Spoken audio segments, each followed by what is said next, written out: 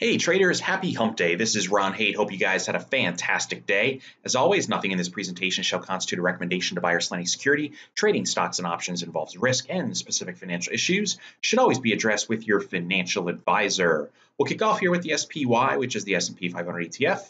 We hit the orange line. If I go ahead and zoom in closer, we tagged it. We actually got a couple pennies above it and we finished below it. So the 50-day has acted as resistance. We have essentially retraced the entire ledge that we fell off of now in October and November and even into December. Now, we're not back at the all-time highs. That's still 300 S&P points higher, $30 in the SPY, but we at least got back up to here. This is typically the point at which it's make it or break it time. And interestingly, it's earnings season. How's this going to play out? Have we now retraced it? Can't get any higher. We roll back over. Not saying we're going to set a new lower low, but that would be the target. If we start getting below the 20-day EMA, that is going to be a bad sign from a technical perspective. And then down here we come.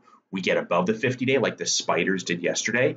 Then we go up to the next point, which would be the 200-day, and then back up into here. If I take a look at the DIA, similar situation. This one got close, didn't actually get above it. The volume was quite light today. There was not a lot of conviction at all. Again, we're back up to those previous lows. We've regained what we lost in December. We got back to those lows. We take a look at the Qs, which we highlighted yesterday. They came off their highs, actually finished down by a whopping 3 cents, but it still is above their own 50-day SMA in orange. And here is the Russell, up 0.75% today, closed above its 50-day, and look, we're right here. And ironically, I wish I could, it's almost exact. Today's intraday high on the Russell 2000 ETF coincides with the lows from October, November, and then even that little ledge beginning in December before we just fell out of bed. So again, it's make or break time. Technically, the bulls get the edge here, even on the 50-day now, because the target, 200-day, which ties in with these highs. So only the Qs have actually gotten above their 50-day.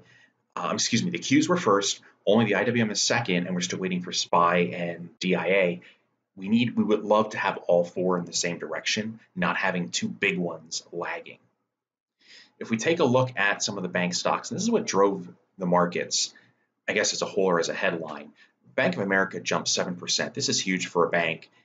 Closed off its 200-day, but it did hit it intraday, interestingly enough, which also ties in with these previous peaks. So anybody that bought here and bought here, looks like they might have did some selling today possibly, because it's ironic how we stopped on a dime right at the previous highs and the 200-day, which is an institutional moving average.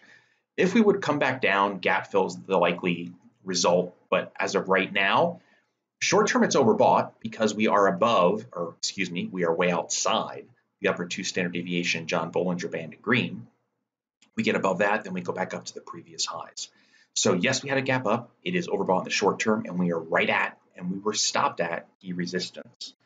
Goldman Sachs was actually the biggest gainer of the day in terms of points, up $17. It sort of tells you it was a bit of a calm day in the market. We did close near the highs of the day though, and we took out, actually we didn't take out, the close here was 197.55. We closed at 197.08. So we're right there. Interesting. Just like Bank of America, there was a point which we just stopped. You had to stop somewhere, but it is interesting. Volume, 15 million shares. I mean, yesterday, the volume was a lousy nearly 3 million. We 5x that today. Really, the target would be the 200-day and the previous highs. I would say the 200-day would be the big one right now. That's all the way up at 220, 10% higher. Not saying we're going to get there, but there is really no resistance until we get to that point. And then look at the XLF, which is the banking ETF. Let me zoom in here. We got above the 50-day today, solidly target 200-day, which is almost at those previous highs. And I also want to talk about tomorrow's event. Guys, this is really it. I'm going to show you the top 10 proven bullish and bearish stocks for year end. These stocks have historically soared as much as 80, 90+% of the time, crashed 70, 80+% of the time. I'll show you some examples. I'll show you a stock that has gone up 100% of the time. In fact, let me go back 2 slides here. Let me just show you this. This was a stock that I was talking about before. It's actually the same stock. So it's got to be similar to this. It's 100% of the time it historically has gone higher. I'll show you the list, hottest bullish and bearish stocks. So you can't afford to miss it. There's only a few more seats left at noon Eastern. There's still a couple extra for 8.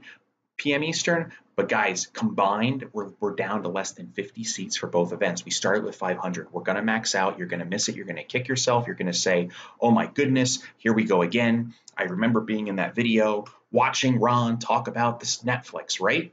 I talked about it. I sent you the emails.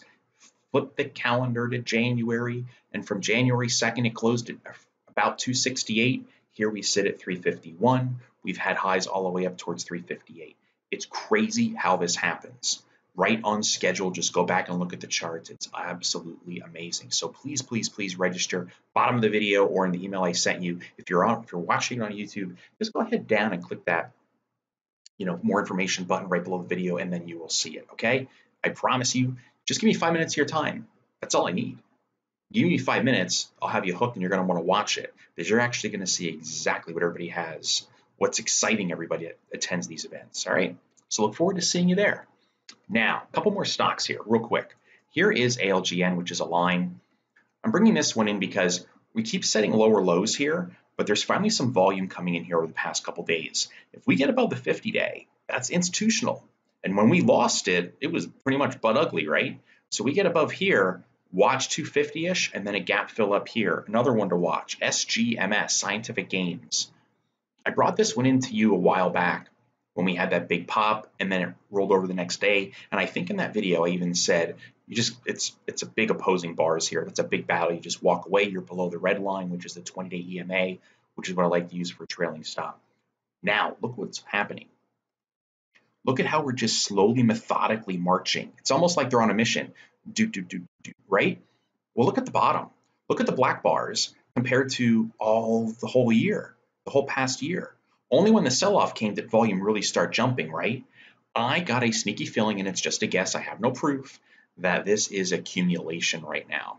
This is not the average Joe retail trader, Jane retail trader. I got a sneaky suspicion here. What would I consider for a trailing stop? I might use the red line again, the 20-day EMA on an end-day basis. And here's Shake Shack. This one just keeps setting lower highs. It just happened this week again. Lower lows, target right back down to the lows. That one is not looking good. Keep an eye on oil. Here's USO. We're getting what's looking like a potential inverted head and shoulders. Oil had a rough move from October. We've now had almost back-to-back bullish engulfing just a couple days apart into the end of the year. Volume's starting to get better. It's not amazing, but if we get above the 50-day, just a little more. I mean, today we did by a whopping 2 point some cents. 2 cents.